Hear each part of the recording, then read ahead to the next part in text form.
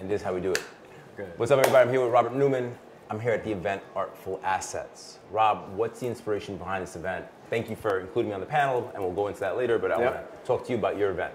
Yeah, so this event was it's personal for me. I'm a visual artist. I'm an investor. I'm a finance professional by profession and by training. I moved to New York in 2014, working in literally like financial planning, financial analysis. You're a financial advisor? I was. That's where I started. Okay, that's where you started. I got a job at Morgan Stanley, started doing internal finance, working with their wealth management team, and then ultimately my last position within a firm was at investment manager. Okay. So I'm always dealing with people who are ultra high net worth, investing in portfolios, and we're always surrounded by, again, luxury goods, art, and the idea of like asset accumulation, right? So when I started thinking about it now as an artist and entrepreneur, right, started my own business, developing my own design studio, I'm trying to bring my business acumen and that investment background to the creative sphere. I like that, or at least merge those two things together that in a way that feels natural for me, that's still novel for a lot of other people. Right. I've been kind of contending with this idea for years that I'm a right brain, left brain person. I'm like, well, no, I think I just use my brain, right? Right. But I use the whole thing. I use the whole thing, but I think it's more about again, just that exposure factor. Yeah. Like what you can't be what you can't see.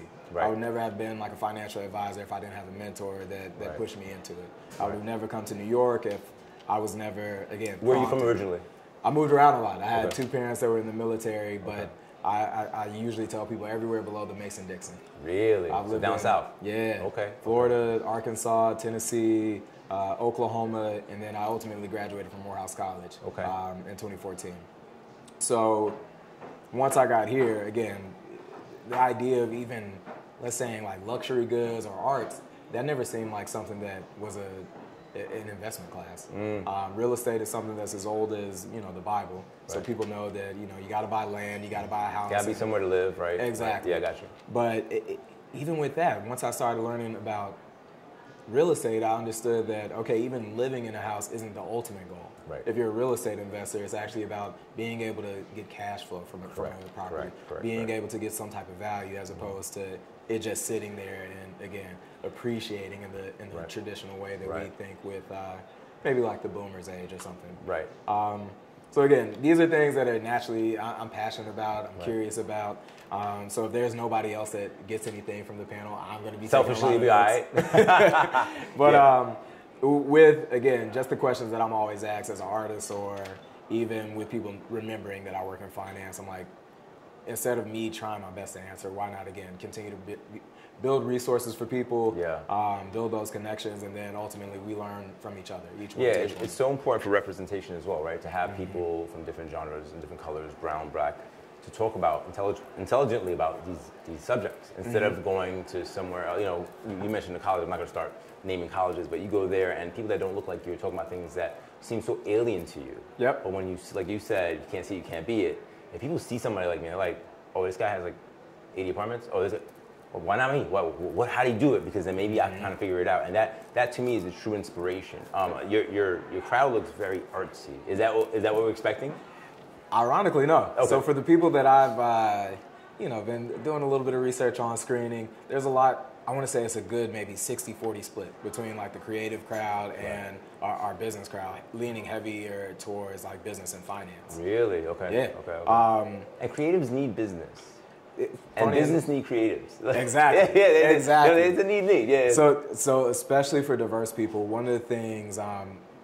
So I spent maybe 2.5 years as a DEI program manager, right? Diversity. Can you tell the crowd what that means? So DEI is diversity, equity, and inclusion. So this idea of like how do we again bring everybody to the forefront where voices are actually heard at the table, and it's not just about inclusion but actual empowerment. Right. Equity from a standpoint of like actually being able to own a piece of the story, own a piece of the pie, and then again create value for yourself and your community.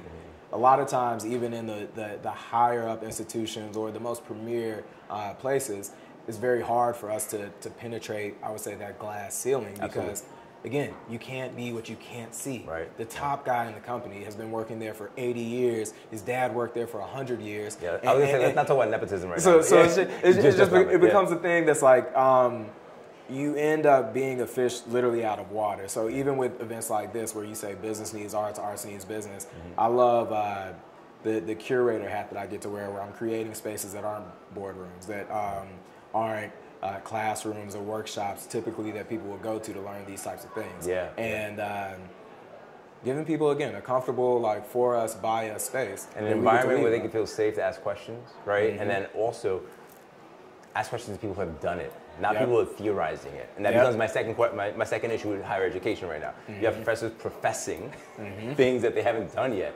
And that's always been my issue. No, that's great, man. I really appreciate you putting me on the panel, and I can't wait to see what this content looks like when it's all done. Likewise. Let's get to the show. Thank you. All right, man.